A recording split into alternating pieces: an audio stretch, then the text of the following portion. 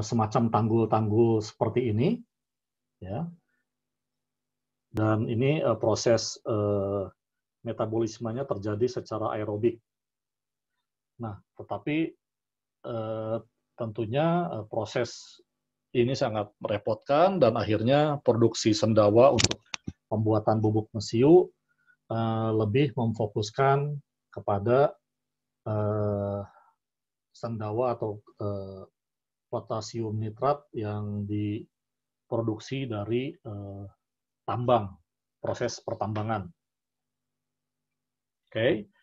Nah, berikutnya di tahun 1600-an terjadi pertentangan yang sangat kuat mengenai teori spontaneous generation, ya. Jadi ini suatu teori yang menyatakan bahwa makhluk hidup itu berasal dari benda mati, ya. Jadi awalnya ada seorang filsuf Yunani, Aristoteles, yang hidup 384 sampai 322 tahun sebelum Masehi. Dia menuliskan suatu teori bahwa makhluk hidup berasal dari benda mati. Nah, ini yang disebut sebagai teori spontaneous generation. Nah, kenapa mereka berteori seperti itu? Karena mereka melihat dari air ya yang kotor, kemudian mereka melihat timbul misalnya larva-larva serangga, atau juga mereka melihat dari daging atau makanan yang busuk, kemudian keluarlah larva-larva serangga gitu ya. Jadi mereka berpikir bahwa makhluk hidup itu berasal dari benda mati. Nah, teori ini bertahan selama ribuan tahun ya, karena tentu saja tanpa mikroskop sulit sekali untuk mengetahui bahwa ada makhluk hidup berukuran mikro ya yang berperan dalam timbulnya atau keluarnya makhluk-makhluk kecil tersebut dari benda mati. Nah, kemudian tahun 1600-an ini dua ahli yang ternama, Anthony van Leeuwenhoek dan Francisco Redi, menjadi dua kubu yang bertentangan, di mana Anton van Leeuwenhoek itu yang mempercayai teori spontaneous generation, sedangkan Francisco Redi itu menentangnya, gitu ya. Nah, menurut Francisco Redi, kenapa daging bisa ditumbuhi oleh larva lalat dan menjadi akhirnya keluar lalat itu karena sudah kontak atau terkontaminasi oleh lalat dewasa. Ya. Dan sejarah mikrobiologi tidak terlepas dari penciptaan mikroskop, karena dengan adanya mikroskop diketahuilah bahwa banyak proses-proses atau reaksi yang terjadi akibat kontribusi dari makhluk-makhluk yang berukuran sangat kecil. Nah, tapi mikroskop pada awalnya itu yang diciptakan oleh Zacharias dan Hans Janssen tahun 1590-an, itu hanya berukuran atau memberikan perbesaran sampai 9 kali saja gitu ya. Dan ini dilakukan dengan mengkombinasi dua buah lensa, satu lensa fokus panjang dan satu lagi lensa fokus pendek. Dan tentunya dengan perbesaran 9 kali itu masih belum bisa melihat mikroorganisme. Kemudian di tahun 1665 seorang saintis Inggris, Robert Hooke, di bawah mikroskop dia melihat irisan gabus dari core tanaman ya, dan dia membuat mendeskripsikannya sebagai sel karena mereka mirip dengan kotak-kotak kecil seperti di sarang lebah gitu ya. Nah, dia berpikir bahwa sel-sel ini itu belum tidak terjadi di di makhluk hidup yang lain, jadi hanya pada tumbuhan atau jamur. Nah, kemudian tahun 1675 Anthony van Leeuwenhoek menemukan mikroskop sederhana tetapi memberikan perbesaran yang cukup kuat untuk bisa melihat mikroorganisme.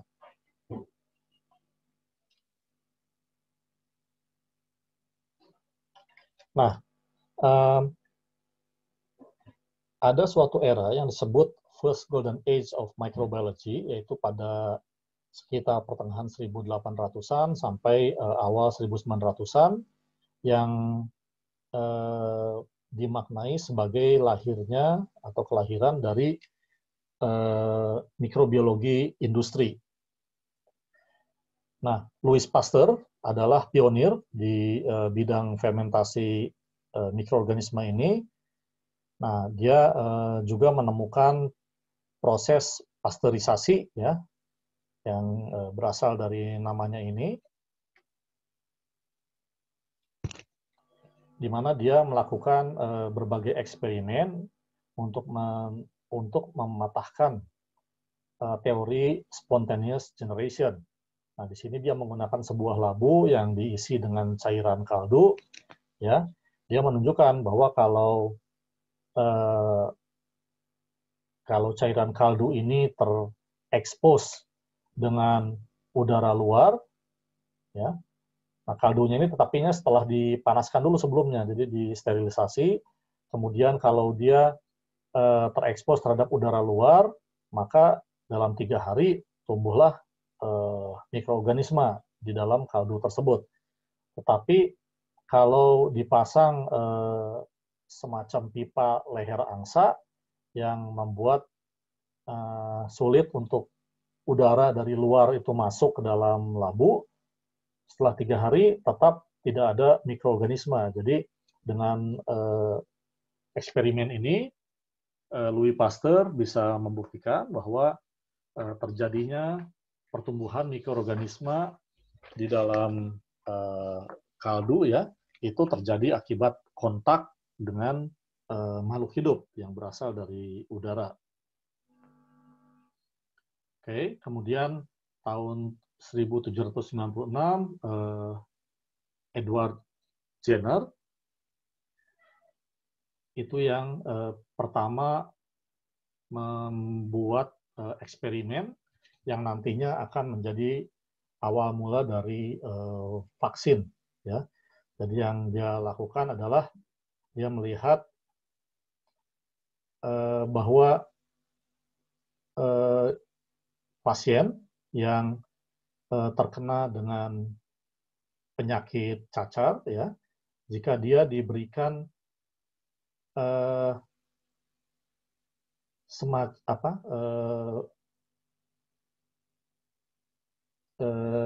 penyakit atau dari susu, di sini susu, ya, yang dilemahkan, yang mengandung penyakit yang dilemahkan, kemudian diberikan kepada pasien, itu bisa memberikan kesembuhan.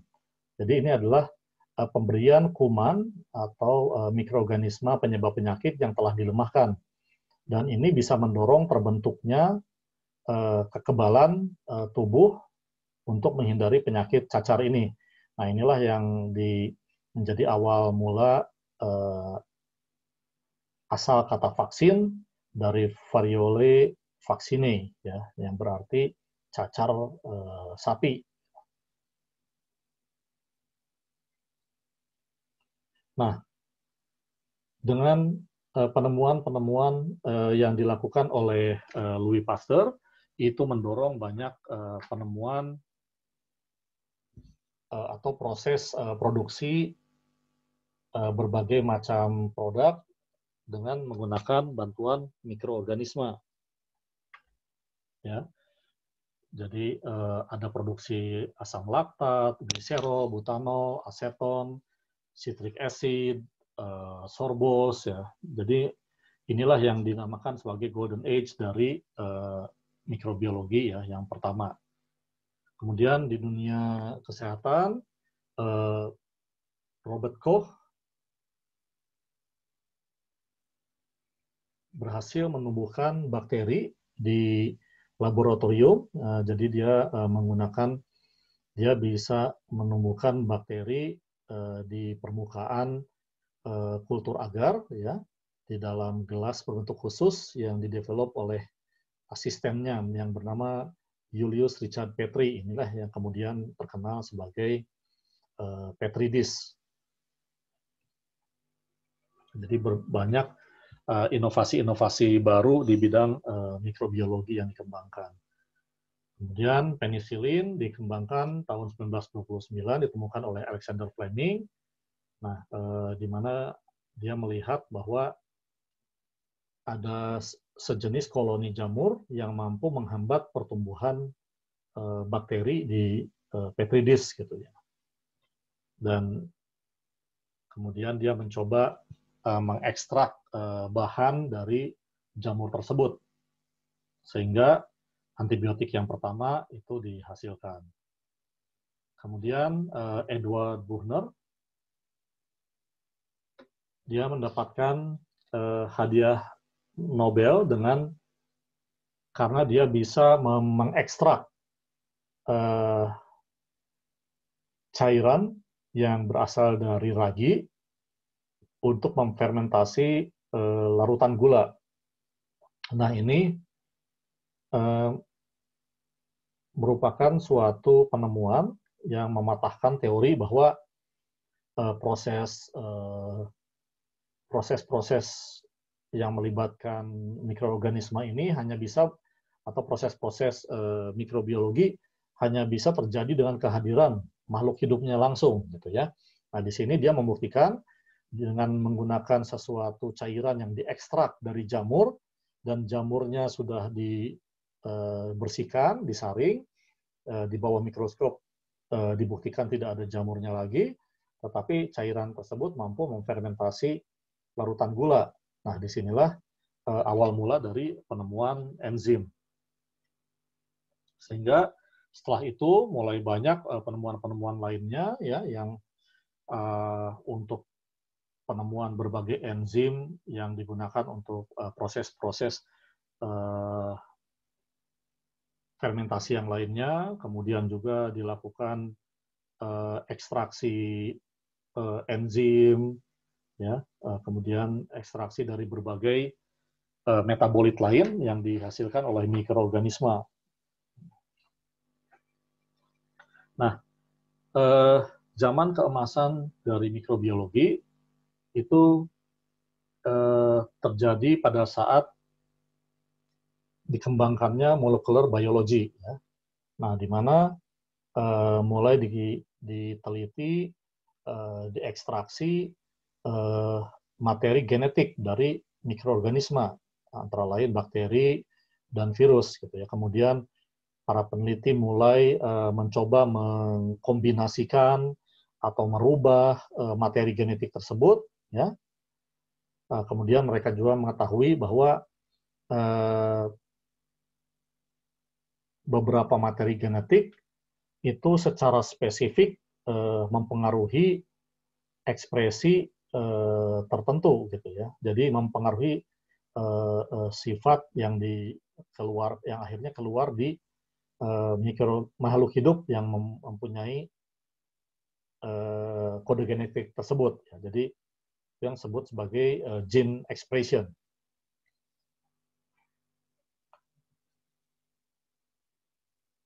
Tahun 1977, Walter Gilbert dan Frederick Sanger menemukan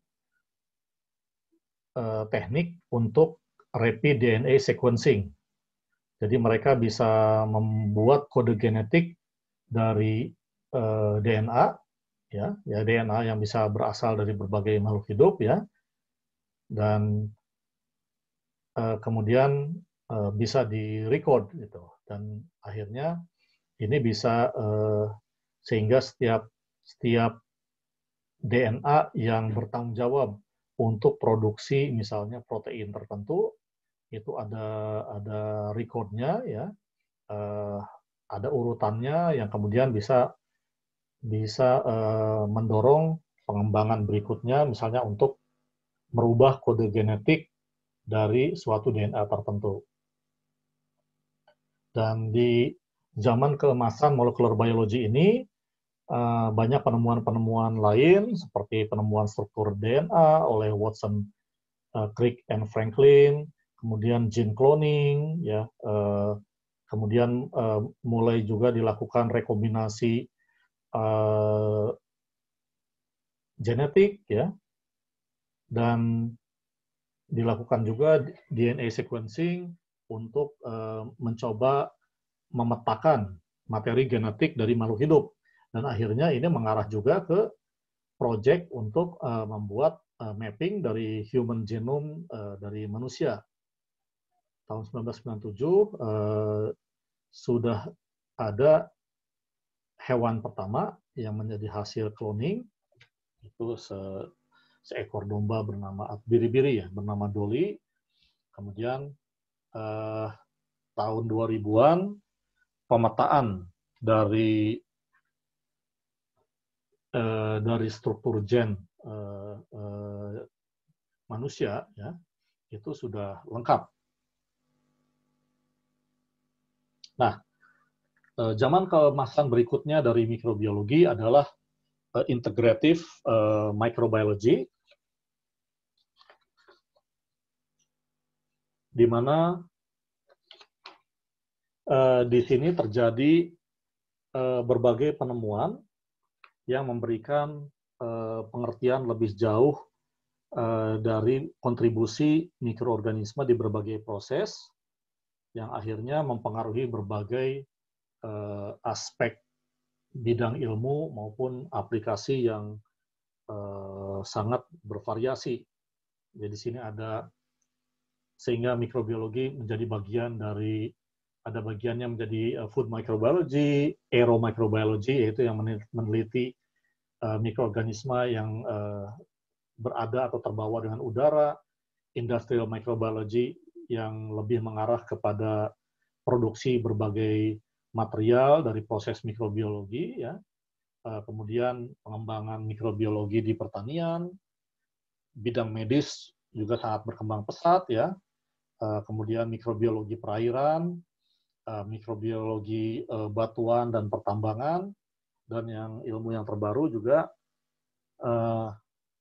mikrobiologi sudah banyak sekarang untuk berbagai eksperimen untuk mengetahui bagaimana kehidupan di luar angkasa itu mungkin terjadi, yang disebut sebagai exomicrobiology.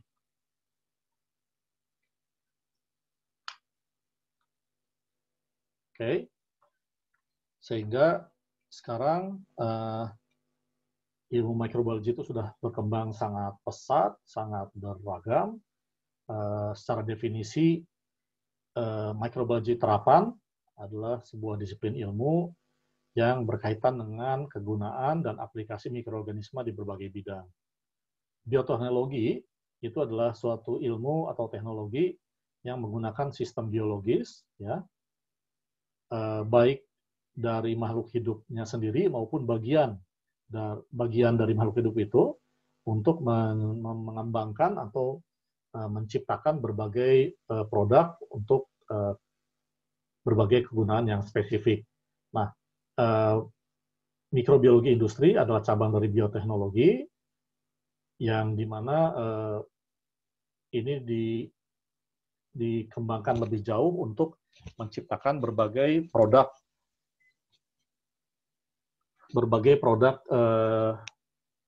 mikrobiologi di skala yang jauh lebih besar, ya, baik untuk menghasilkan produk akhir maupun sebagai bahan atau input untuk pembuatan barang-barang atau materi yang lainnya. Nah, ini adalah berbagai bidang mikrobiologi yang sudah berkembang sekarang, dan terjadi banyak overlapping, ya, dari berbagai bidang ilmu mikrobiologi tersebut. Sedangkan untuk